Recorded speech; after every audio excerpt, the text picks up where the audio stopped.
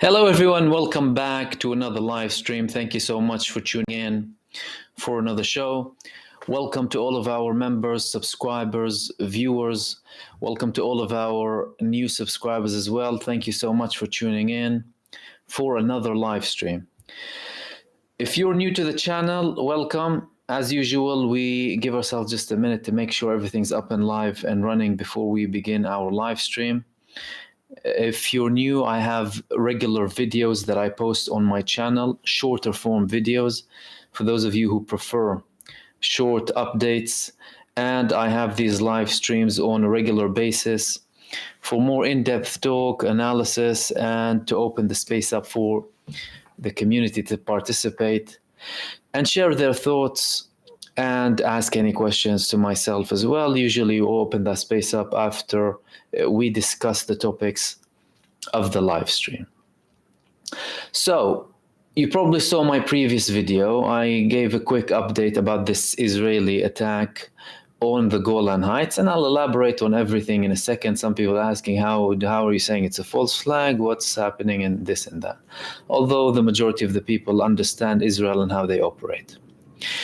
So we had a report and a confirmation that a missile landed or exploded mid-air, depending on who launched it, on Majdal Shams. Majdal Shams is an area in the occupied Golan Heights.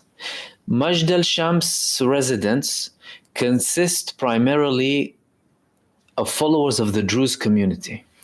The Druze community exists in the Levant area, in Palestine, in Lebanon, and in Syria primarily. When Israel annexed the Golan Heights, the Druze population of the Golan Heights, the vast majority of them refused to have Israeli citizenship and recognize the Israeli occupation of the Golan Heights. They regularly go on the border with Syria and speak with relatives from Syria through the borders. Very, very small minority of them have an Israeli citizenship. The vast majority of them, reports say 90%, do not have an Israeli citizenship. Now, with the Druze community inside of Israel, the Druze community inside of Israel, some of their religious figures after the establishment of the State of Israel had a deal with the leaders of the State of Israel that they will participate in protecting the State of Israel, they will join the army, and conscription applies on them. Conscription applies on them. We have voices within the Druze community in Israel that reject this action and reject Israel as an apartheid state. Now, when it comes to Majdal Shams, they have shown throughout history that they persist with their same position of refusing to legitimize Israel and its occupation of the Golan Heights. We had a missile landing where? On a football pitch. Young kids were playing football, killing 11 kids and wounding over 30. A barbaric act. Okay. Israel immediately blames Hezbollah. Immediately in Israel, voices go on full throttle in Hezbollah, eliminate Nasrallah. What are we waiting for? How can they massacre children like that? We kill their operatives and they massacre children. The normal spins of an entity that lies more than it breathes. Israel lies more than it breathes. They are hyper-pathological liars. They establish their state based on lies and falsehoods, and they existed throughout their history on lies and falsehoods. Let's establish that very clearly in case some people, still don't know. 7th of October, the massacres of the Israelis, the Nova Festival, the helicopters shooting. Be'eri, near Oz, the tanks, the Israeli tanks shooting at Israeli civilians. The IDF pilots confirming we were ordered to shoot at anything going back to Gaza, even if it was Israeli citizens. A third of the Israelis held by the Palestinian resistance in Gaza or taken to Gaza, kidnapped by the Palestinian resistance, were killed by Israel. Even during their barbaric massacre, in which they rescued 3 or 4 Israelis and killed 3 in the process, and massacring 270 Palestinians, over 270, and wounding over 500 as if they're nothing. Killing Israeli citizens. Okay. False flags. We're used to them having false flags. They carry out false flags before the establishment of the State of Israel. Remember the King David Hotel bombing, the headquarters of the British Mandate at the time. What did they do? They went in the building disguised as Arabs, taking the whole building. Most of them British troops, but some of them were civilians too, from multiple nationalities. What is Israel's reasoning that it was Hezbollah? They said Hezbollah, they landed a heavy missile during their barrage of attacks on the area, and they regularly launch missiles at the area. And let's stop right there. If you look at the Golan Heights map, and Israel said the Hermon, based in the Hermon. Hermon is in the most northern part of the Golan Heights. So if we have the Golan Heights, the Hermon is at the top. Majdal Shams is here. And most likely Hezbollah's missiles come not from further places, from places next to the Hermon base, especially the heavy Burkan missiles, because Israel claimed the heavy missile landed there, although the heavy missiles caused destruction, a lot of destruction. We saw them landing on bases. We didn't see a lot of destruction. We saw dead bodies. We didn't see the ground open or anything. Usually when they land one Burkan missile on a base, they destroy the whole base with it, because it has a 500 kg warhead. Okay. So that's their number one lie. Israel lies. Then, so it's not the route of the missile that they launch, Hezbollah. Secondly, they don't have a track record of targeting these areas. As a matter of fact, the whole region next to Majdal Shams hasn't been targeted by Hezbollah. Hezbollah target the areas very specifically and very carefully. This is my third point here. Hezbollah's direct hits. Hezbollah have increasingly become more accurate and more sophisticated, and that has been evident ever since the beginning of their participation on the 8th of October in Al-Aqsa flood. How many drones do we have to see? How many guided missiles? Right? Heat detectors, heat-guided missiles.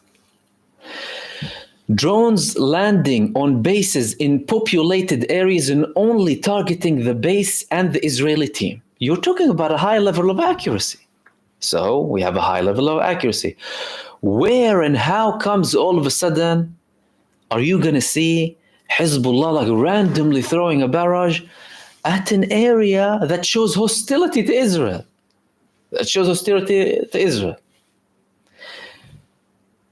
Scapegoats. Now, Israel wanted a massacre, but they didn't want it against their civilians, technically.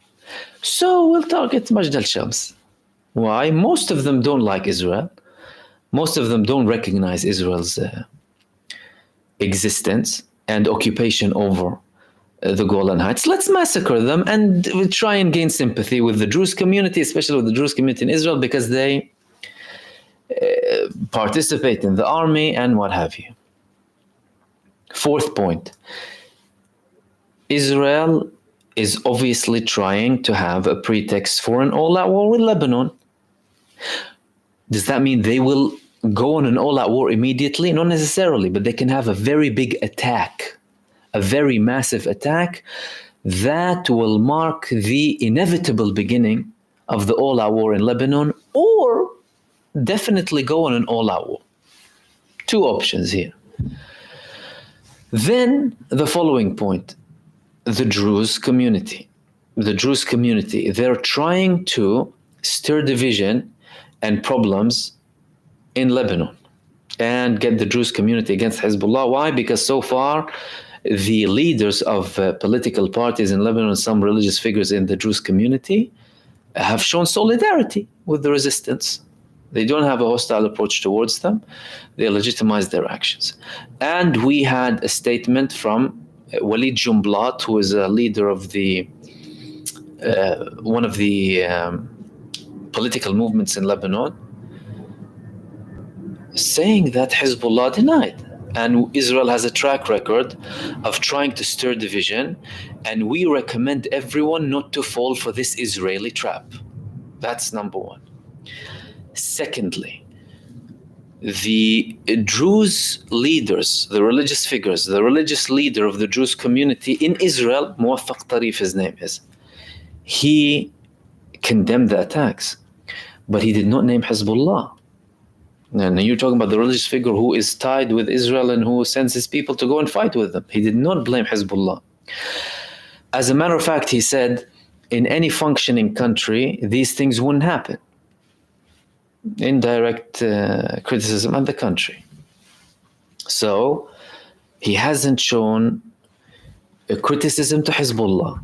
Then we had the Druze religious figures in Syria condemning the attack, but not saying anything against Hezbollah. Not saying anything against Hezbollah. However, Israel is trying to, by this massacre, establish this sympathy from members in the Jewish community. Look at what Hezbollah do to you, and they do not distinguish between Jewish people and Arab people or Druze or Muslims. They kill everyone. They're barbaric, and there's the typical garbage and deflection.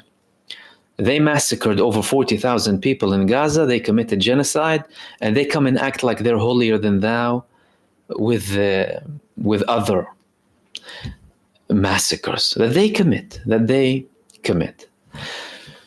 We had several responses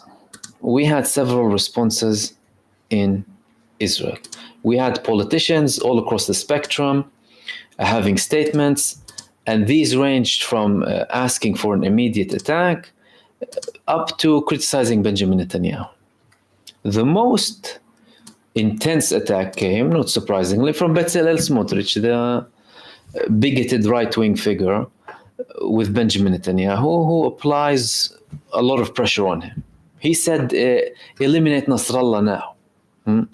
Eliminate Nasrallah now. We had other statements as well from the president, Yitzhak Herzog. He's trying to go back to Israel now. He's on a state visit. Condemning what's happening, shocking, and what have you.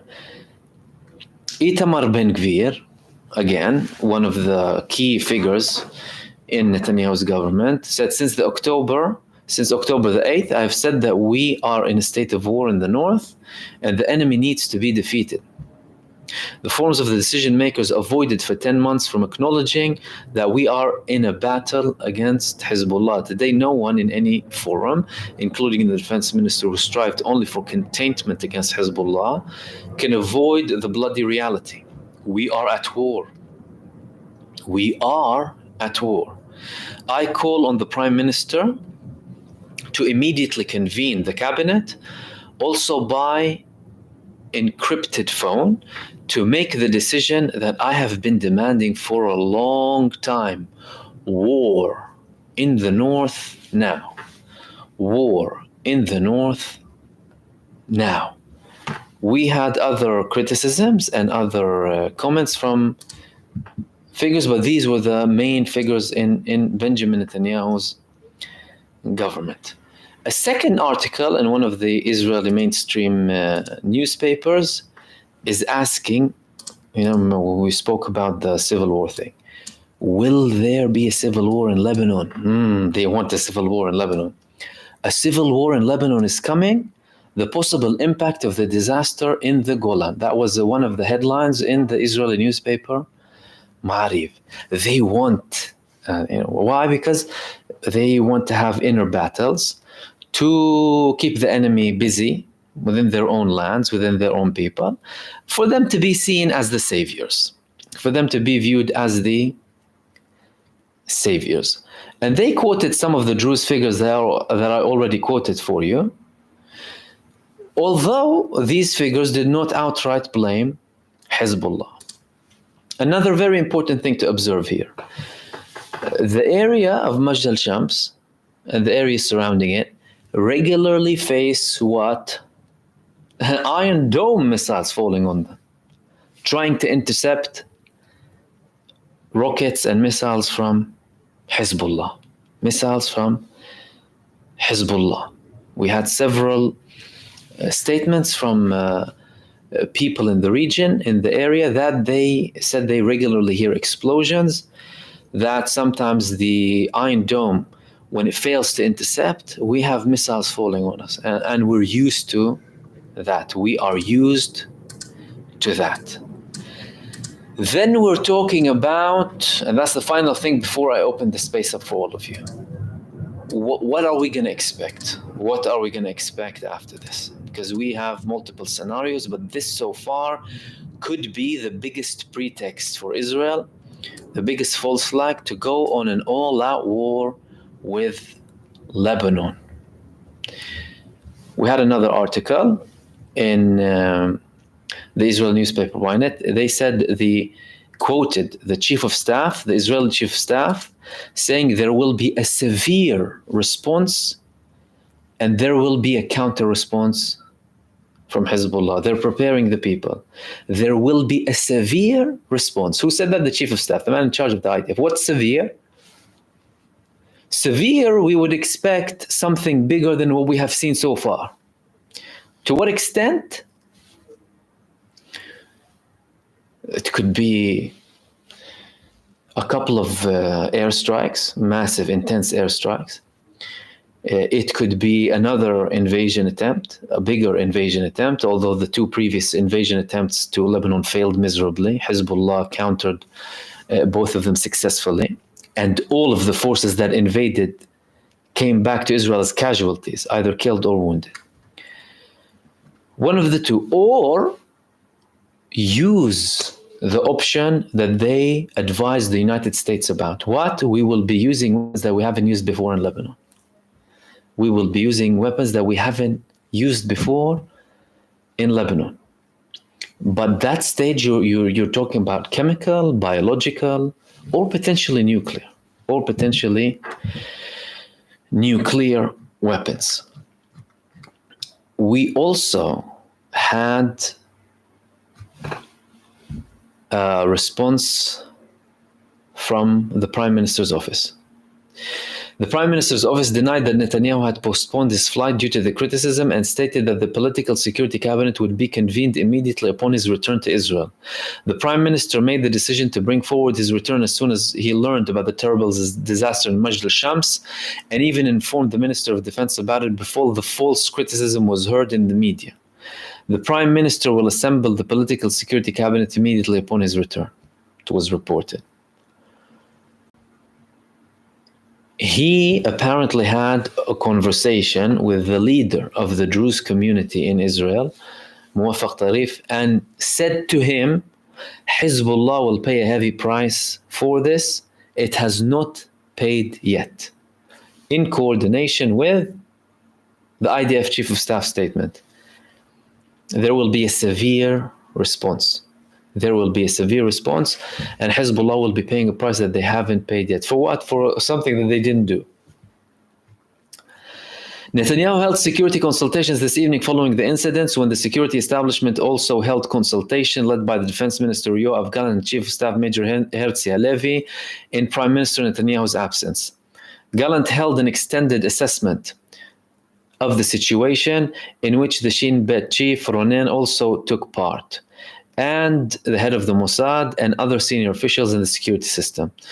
The minister's office stated that during the discussion, the security officials presented the minister with the options for action against Hezbollah in response to the serious incident of the murder of civilians in Majdal Shams, as they quoted.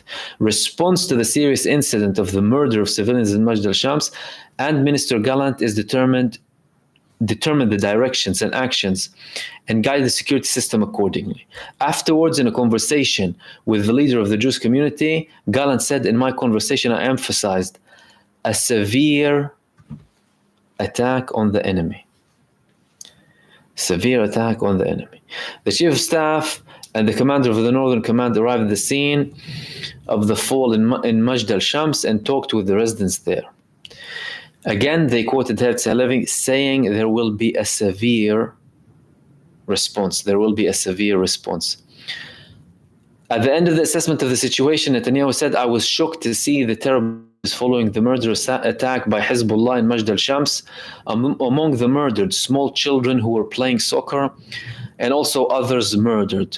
All of our hearts are broken by these sights. We hug the families, we hug the Druze community, all at this difficult moment, which is also our difficult moment. And I have been holding continuous security consultations, and I will bring in the security cabinet immediately upon my arrival. I can say that we will not go over this in silence today. We cannot go over this in silence today. We had other condemnations from the United States, of course. No one's questioning anything. And we're awaiting the Israeli response now. Hezbollah, like I said previously, denied. They outright denied the attack.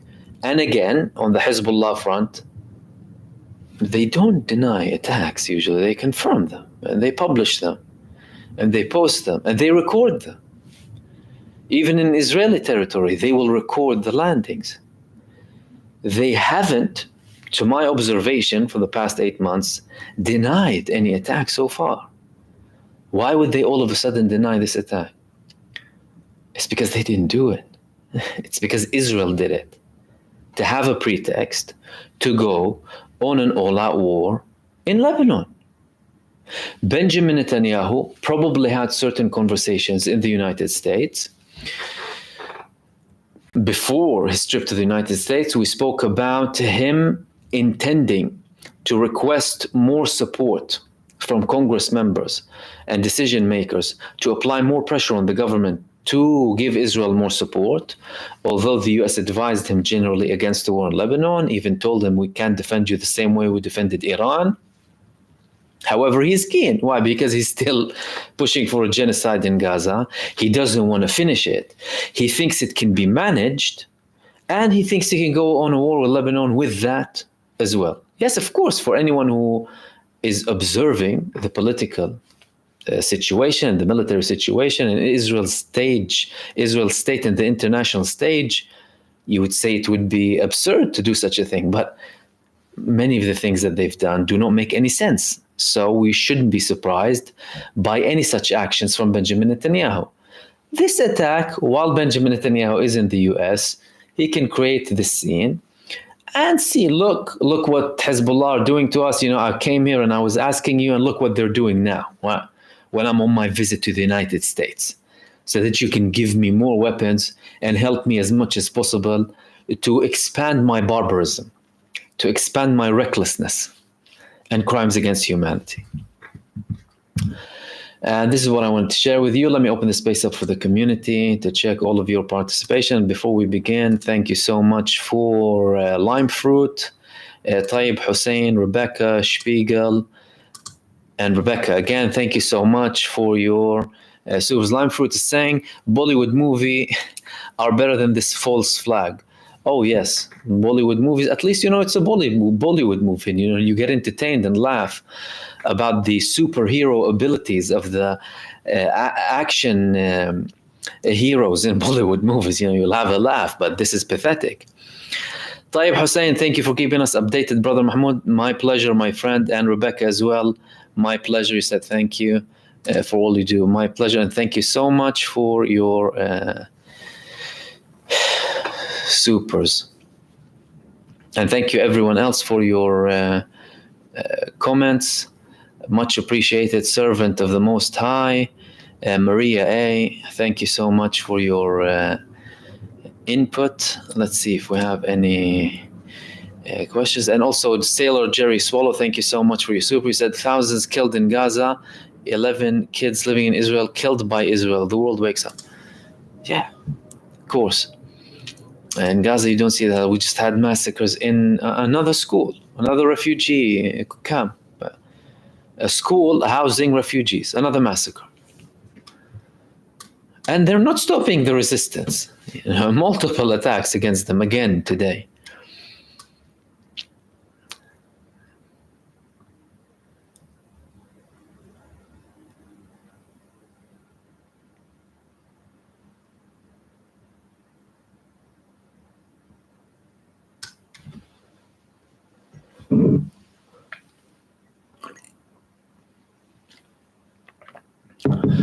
Kate is saying Milikovsky produced a new version of the ceasefire proposal, demand control of the Egypt-Gaza border, Milikovsky making a fool out of Egypt, Qatar, or is Qatar playing Hamas and the Palestinians? The truth of the matter is that we see a lot of reports on mainstream media made to stir divisions and are completely unsubstantiated.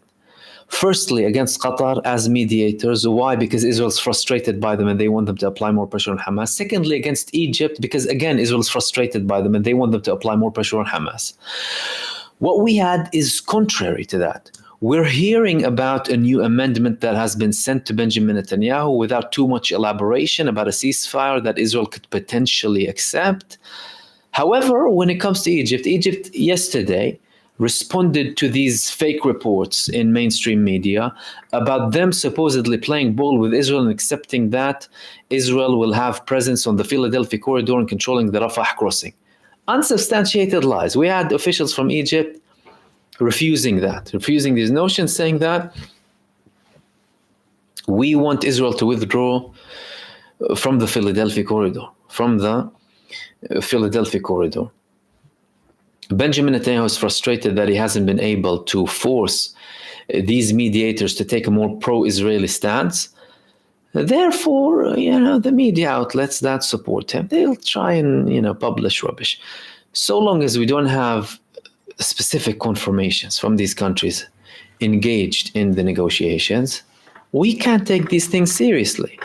And again, imagine how unprofessional this country is, even when they're negotiating. It's like they're bad at everything. You're negotiating and you are trying to apply pressure on the mediator. The mediator are doing their job. The mediators are doing their job because they want to reach a solution, because they have ties with both you and Hamas and the Palestinians. So you're trying to hinder their work by what? And trying to do what exactly? Bring a different mediator?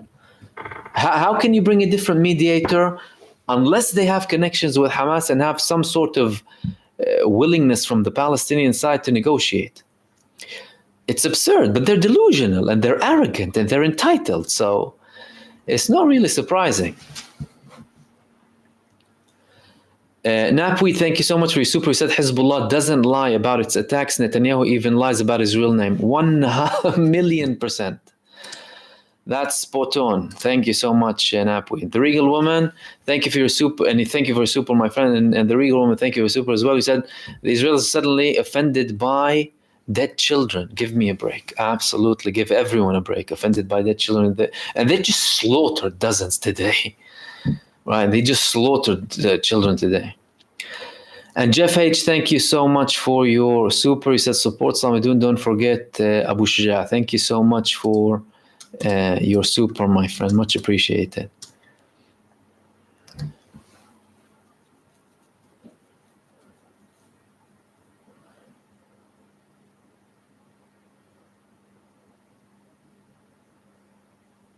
Sylvia Sachi. Hello, Mahmoud. Thanks for your great analysis. Thank you so much. He said, Israel wants a civil war in Lebanon. Do you think the Lebanese civil society is strong enough to not fall into the trap of division? Well, large chunks of the civil society in Lebanon are wise enough to not fall in the trap of division. However, other elements in the Lebanese society although there are not many of them, play into this division. So they're not the majority, but they speak and they talk and they push this toxic notion that what Hezbollah is doing is dragging Lebanon to an unnecessary war.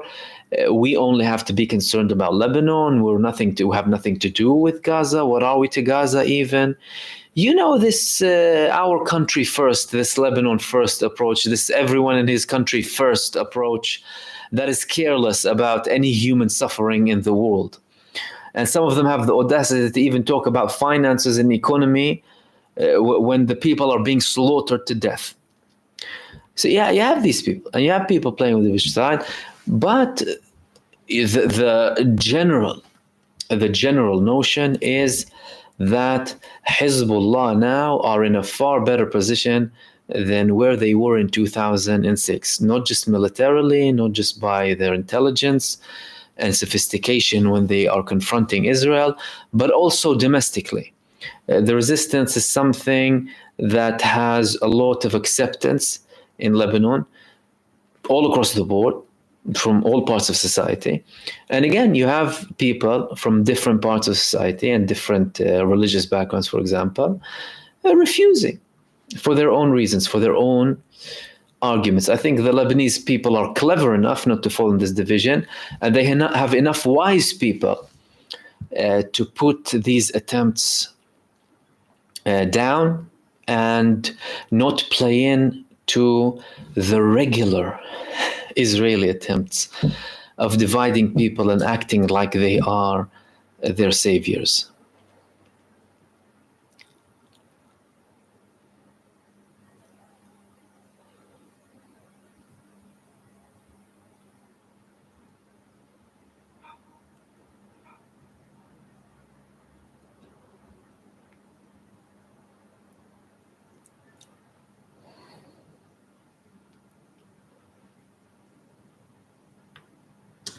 Free Palestine saying Israel can never win a war of attrition as long as Israelis pay a high price in manpower. They'll give in to the demands of the world. Look, I think Israel isn't capable of having a long-lasting war of attrition. Benjamin Netanyahu is trying to change that equation. He's trying to normalize the genocide in Gaza. They have been through multiple phases in Gaza. At one point, they had 2 divisions in Gaza, even more than 2 divisions, approximately 90,000 troops at one point. They had instances where they had several hundred troops in Gaza, and we had a very high de-escalation. We even had a temporary ceasefire, but we had a de-escalation after that. And Israel is testing the waters in Gaza to check how long they can go on by either full invasion or temporary ceasefire, targeted attacks here and there, without paying a very heavy price all the time, because they have paid and are paying extremely heavy prices, the heaviest they have ever faced. And that's why they are committing such high levels of barbarism and genocide and crimes against the civilians to cover up these failures and to try and defeat the spirit of the Palestinian people. But they haven't succeeded. And the more time goes by, the more Israel loses. This is the pattern, and this is the absurd thing here. They have been completely wiped off globally. The mainstream media will try and save them as much as possible. Rogue, corrupt, blackmailed, and bribed politicians and people in power try and save them too. But the global population, the general theme, it's a pariah state, it's a criminal state, it's a criminal entity. These people are committing crimes against humanity. So in the long run, they cannot handle it. They wouldn't be able to handle it. Dennis Huggins, thank you so much for your super. And Anwar Abu Bakr as well. What Abu Bakr is saying, Piers Morgan's show for the next 6 months. Do you condemn Hezbollah? Then 6 months later, Haaretz reports this was an Israeli strike. I wouldn't be surprised. And Karaki, thank you so much for your super, my brother. I said, love you, my brother. May God bless you. And you, my brother, thank you so much for that.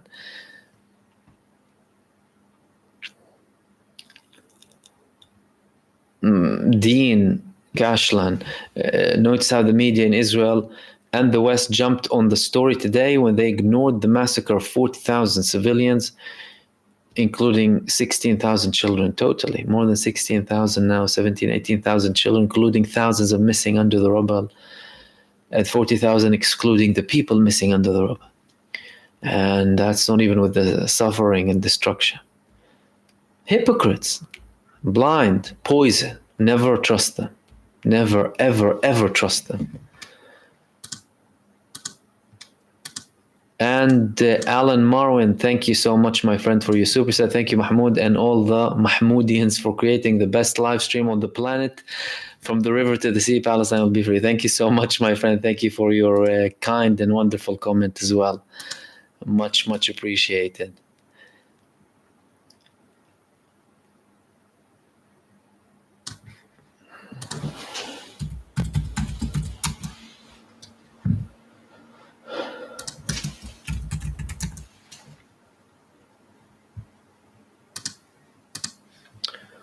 Okay, let's see the next one. Bill Nye, the highest guy. What are the chances that someone redacted Netanyahu?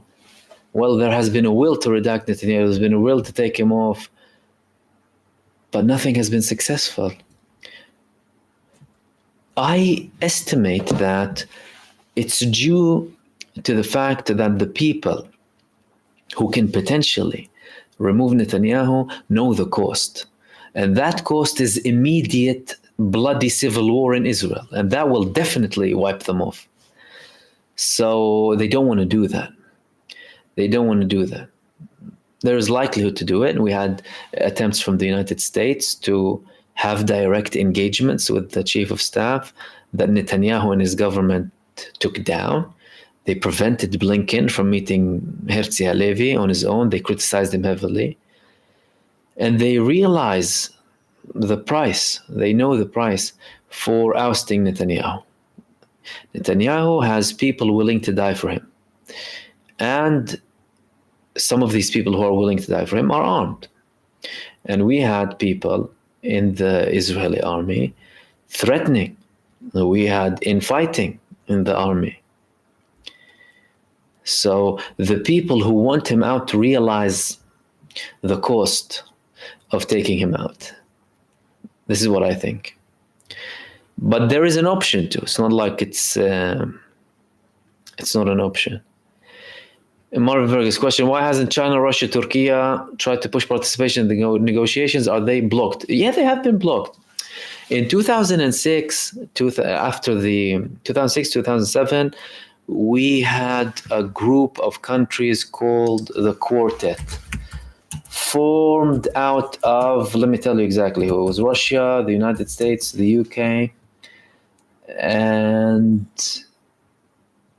no, the United Nations, the United States, the European Union, and Russia. The Quartet. And they were formed in 2002.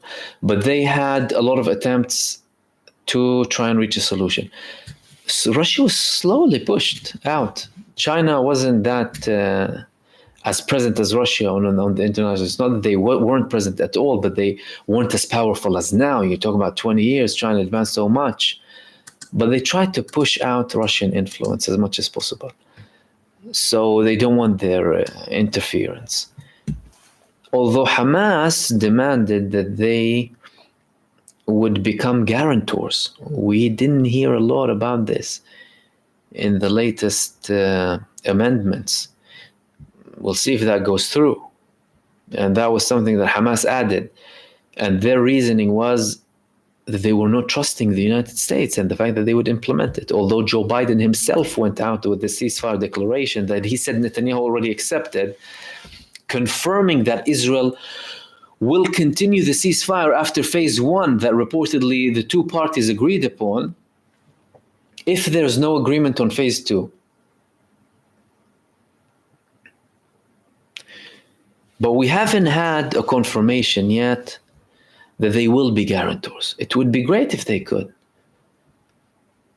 If their influence and their actions were implemented, we wouldn't have had this, implemented and enforced. It was them who pushed for a ceasefire before the genocide got so ugly in the early days, immediately after the 7th of October. They pushed for a ceasefire, but the United States veto, the UK veto, France veto. The people who veto, they have blood on their hands. However, they will have more say. They are having more positions, and they will start to have more say, undeniably.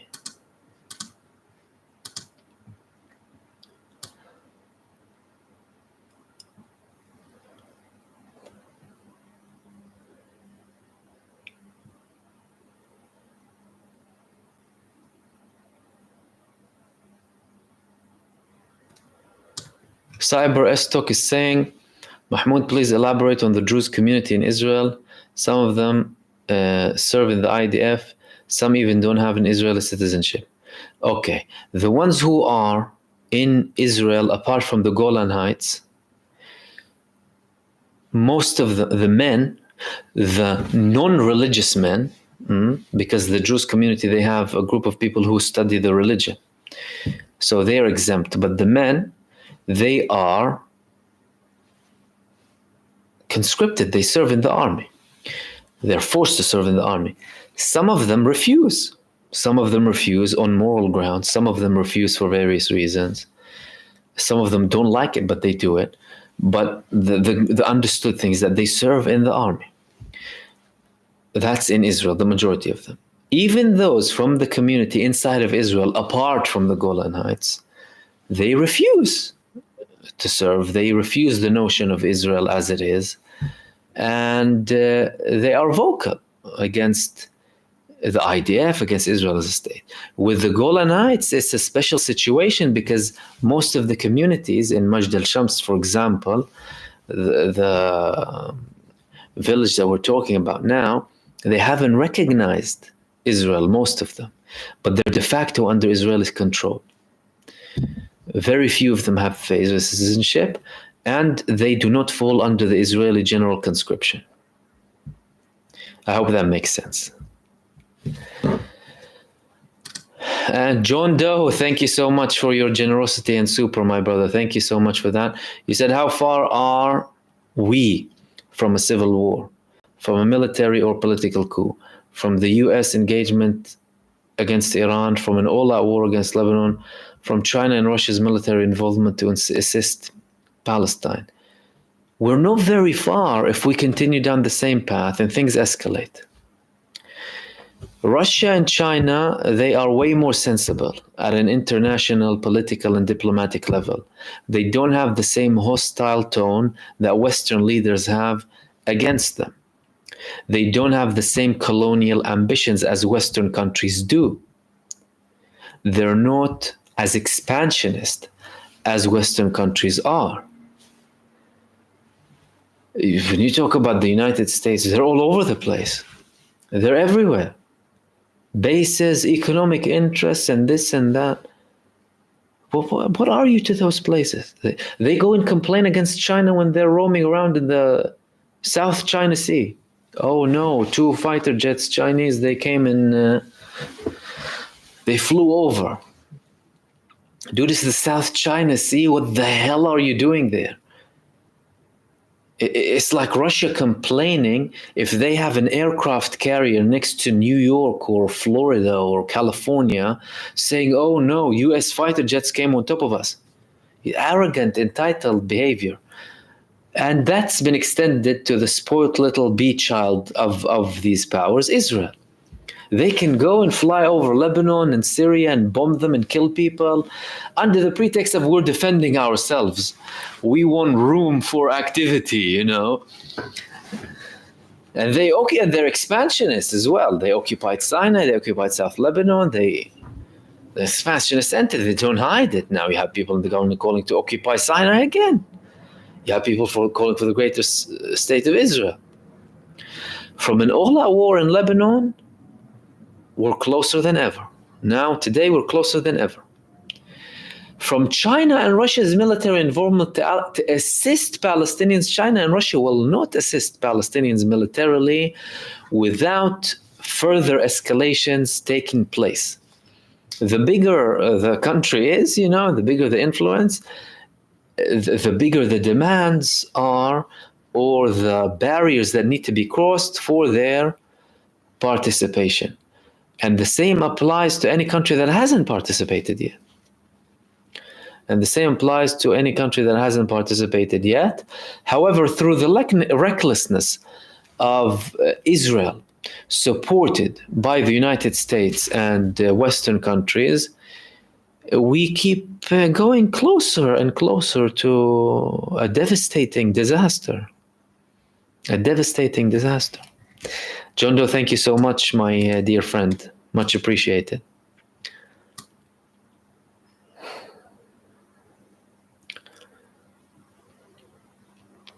Abid saying, you saw the banning of the Islamic Center in Hamburg in Germany, subsequent assault by police forces. Yes, I did. Listen, the German police, they've been brutal with their anti-Palestinian sentiment.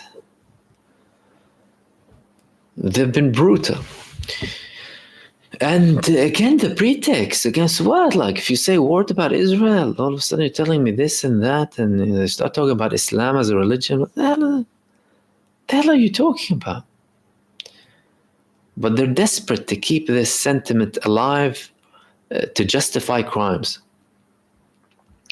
Zionism and Islamophobia are like this. Most of the criticism you'll hear about Muslims saying something against Israel, oh, you this and that, and your religion and your prophet. What did that do? And what's your argument against the Christian, against the white Christian criticizing you? What's your argument against the white Christian veteran criticizing you? What's the argument? What's your argument against the white Jewish member of the armed forces in the US who left because of Gaza? What's your argument against them? Do you tell them about Prophet Muhammad and Islam? Instead of dealing with it, instead of actually being intellectual, having a productive, they don't have productive discussion. Why? Because they crumble. They don't have an argument. All of their argument is based on lies and manipulation, propaganda. They made a pseudo-history. They sell lies. Their existence is a lie. Their history is a lie. Their present is a lie. Lies. And Germany is still supporting them, right? As a state.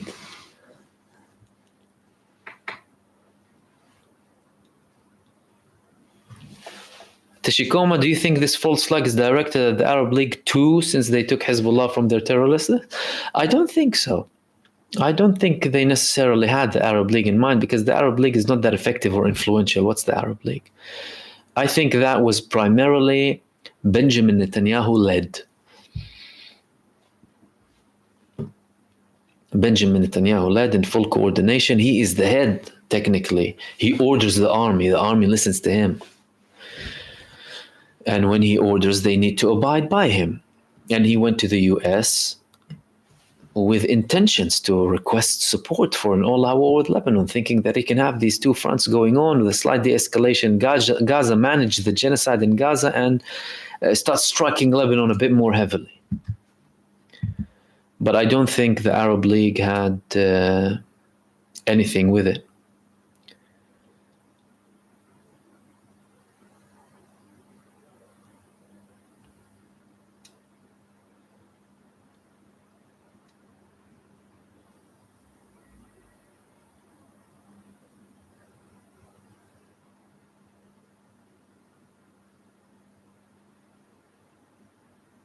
United Brotherhood is saying, if Hezbollah has 1 million missiles, how many does Iran have? If you don't have accurate numbers, please say approximately. Well, Hezbollah never declared their numbers of missiles, but we have estimates. we have estimates. In Israel, they talk about 150,000. Hezbollah will never numbers to your enemy.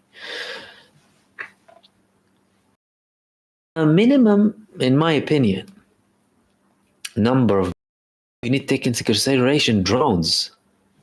So it's not just the drones are the most effective thing now.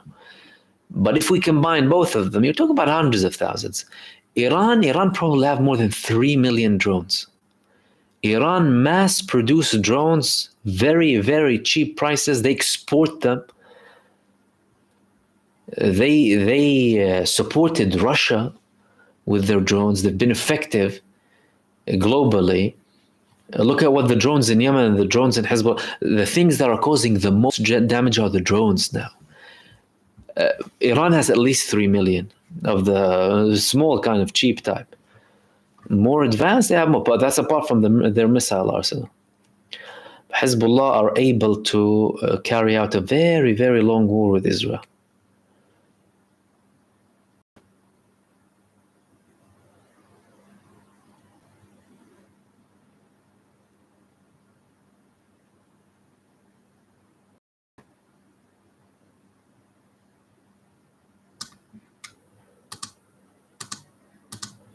Kate, the number of Palestinians killed or hostages taken by IOF from the West Bank is alarming. Will Hezb or Hamas save the West Bank? IOF detained Hani's father to be used as bargaining chip. Any news on his father? Well, it is shocking. Over 500-600 now in the West Bank killed. The prisoners' number is more alarming. In prison, we talk about Palestinian hostages. They have been abducted. They have been kidnapped, literally. Israel has administrative detention, meaning they can kidnap anyone from anywhere and not say anything. No one will know anything and they won't have rights. And now they're killing them, and the Minister of National Security brags about hardening the conditions of the prisoners. And we're seeing that from the prisoners who are being released to Gaza. Tortured, beaten, they mentally destroyed. They're not very coherent. Sleep deprivation, food deprivation, torture, all sorts of barbaric types of torture. That's apart from the people who are killed. And sometimes they'll release people and shoot them in the back. They did that several times. They released some prisoners. They shot them in the back while they were releasing them. You're talking about a total dystopia. This state is so criminal to unbelievable, unimaginable levels. Unimaginable levels. Will Hamas save the West Bank? They don't have a lot of leverage when it comes to the West Bank. But the West Bank on its own is surprising everyone by the level of attacks the people are carrying out against Israel. And they're becoming more so. I was surprised to see the level in the West Bank. I didn't know they had this much capability. IDF detained Haniya's father to be used as a bargaining chip and used on that. The IDF killed 100 family members of Ismail Haniya. 100.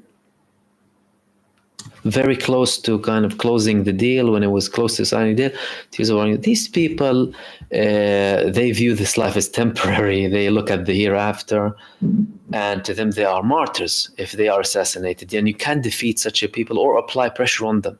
You will kill their child and they'll give you a V sign. It's you cannot defeat them or use anything as a bargaining chip on them. This whole genocide was supposed to pressure Hamas and flip the Palestinian population in Gaza against them. What happened was the contrary. This recruited more people for Hamas.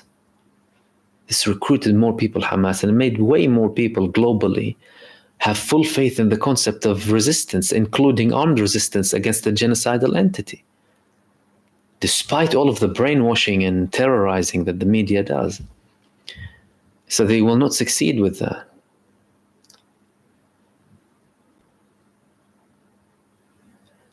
Sean Morrill, Brother Mahmoud, what are the chances that the truth of a false flag makes it to the Druze population? Well, it already made it to parts of the Druze population. You already have voices within the Druze community who are saying we are used to Iron Dome missiles falling nearby, and we are always neglected. And like I said, even when you have the religious figures of the Druze community in Israel not blaming Hezbollah, what does that mean? I don't think Israel takes that lightly.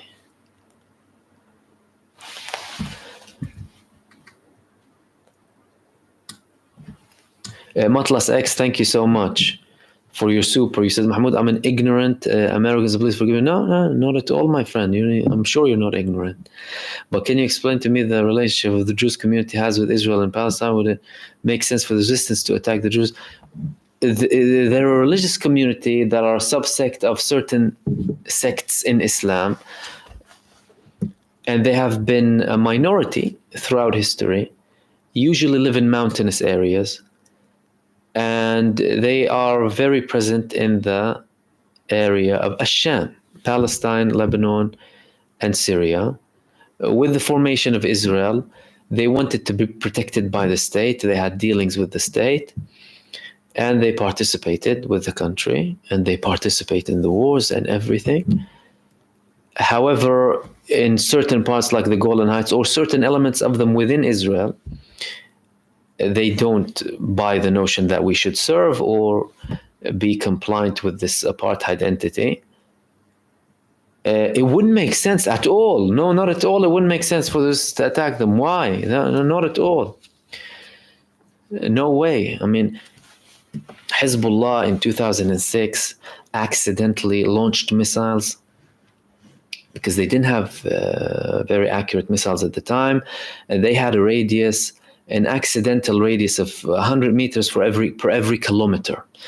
So 10 kilometers means 10 meters per every kilometer.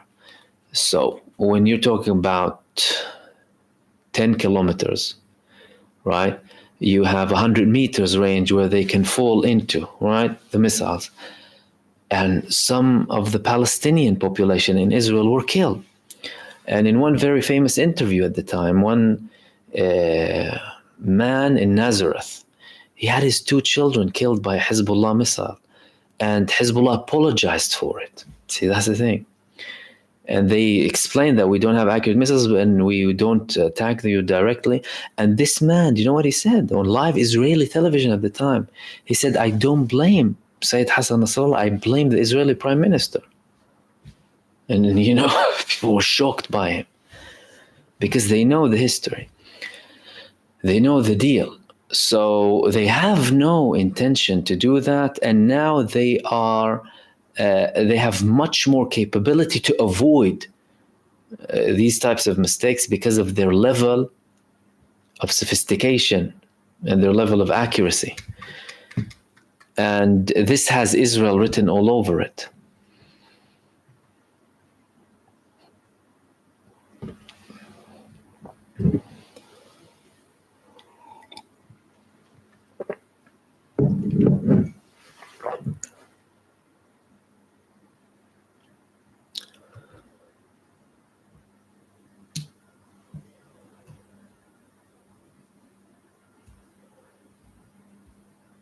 United Brothers saying, Brother Mahmoud, do you think the United Dogs of Israel will start a war with Iran soon? I don't think so, personally. I highly doubt so, because Iran has a lot on them in the Middle East. They are very vulnerable, so long as they have bases all across the Middle East. They are very, very vulnerable. And they already said when Israel attacked the embassy and Iran was about to attack them, we will not participate. They only participated in defense alongside other countries. And I don't think it's in the US interest, but some warmongers in the US are. There are warmongers, undeniably, who want to make more profit for the blood industry, the military-industrial complex. Israel would love that. But then again, you still have people in the US who realize the price and the cost.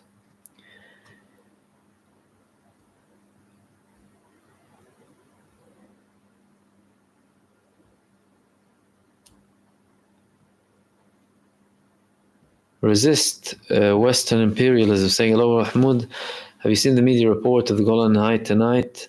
Ambulance crew confirmed it was an Iron Dome missile that missed its target. That I personally did not see. I mean, I wouldn't really be surprised by it.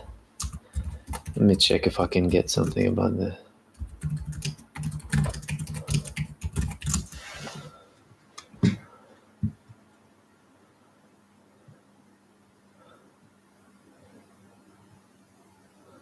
No, but we have one recent update that Hezbollah told the UN that Israel was behind the Golan strike as US warmongers.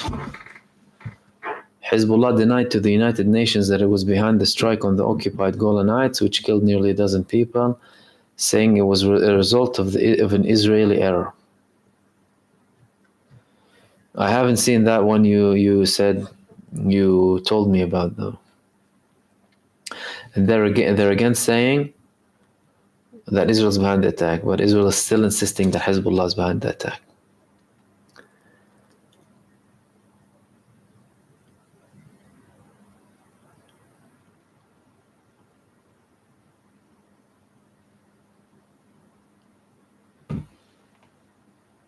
Matlas X, thank you so much for your super. He said, one more question. What did Netanyahu really achieve in his visit to the US? The US can't help against the Houthis, Hezbollah or Iran. Well, he achieved claps. He achieved people in the Congress clapping for him. He achieved these worms, or what were they in his hotel? Mass protests against him. I'm not sure how much he succeeded in convincing more people to push for more support for Israel, but there are people who are bought and purchased by the Israeli lobby. Again, talk about democracy and sovereignty. And the US already established, they already clarified to Israel, we will not participate. They said we won't participate against Iran. They did not. They only participated with defense. Listen, don't forget, why did they bring the aircraft carrier to the Middle East in the beginning of the war? They declared that it was to deter Hezbollah in Iran. When did they withdraw it? At the height of threat from Iran and Hezbollah. And that could have been linked to certain understandings between the United States and Iran that were declared in January, when the Iraqis reduced their attacks or completely halted their attacks on US bases in Iraq. Iran probably told the US, take the carrier away. Another explanation was the United States wanted to have leverage on Israel to stop the war, because the United States wasn't interested in all-out escalation. They like chaos, but they don't like chaos getting out of control. They like controlled chaos. They don't want things that will, take things out of control.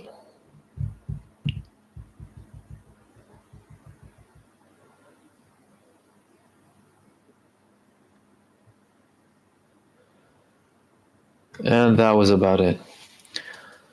And last suggestion from Gafsa 53 is to call Benjamin Netanyahu Prime Minister Netanyahu. Oh, the Israelis are already calling him that. You don't have to worry too much. The protesters in Israel are calling him that. Okay, we'll wrap it up there. Guys, thank you so much for joining me for another live stream. I really enjoyed my talk with you tonight. Thank you so much for everyone who participated, and apologies if I missed some of your comments. It's typical with live streams, but I'm with you regularly. Special thanks to anyone who sent super thanks. Lime Fruit, Taib Hussein, Rebecca, Spiegel, Sailor Jerry Swallow, Napweed, Jeff H, The Regal Woman, El Karaki, Anwar Abu Bakr, Dennis Huggins, Alan, Marwin, Matlas X, J. Abdul Malik, and Matlas X, thank you so much for all of your supers. And John Doe, my friend, thank you so much for your kindness as well. Much appreciated. Apart from that, everyone, I will hopefully be with you tomorrow with another live stream and videos. Thank you so much for your time, for your contribution, for your comments, for your participation. And again, sorry if I'm unable to see all of them, but I appreciate them highly. I appreciate your support and your kind comments and your generosity in your comments as well. Stay blessed. Have a lovely weekend. And I will see you soon in the next video. Take care, everyone. Peace.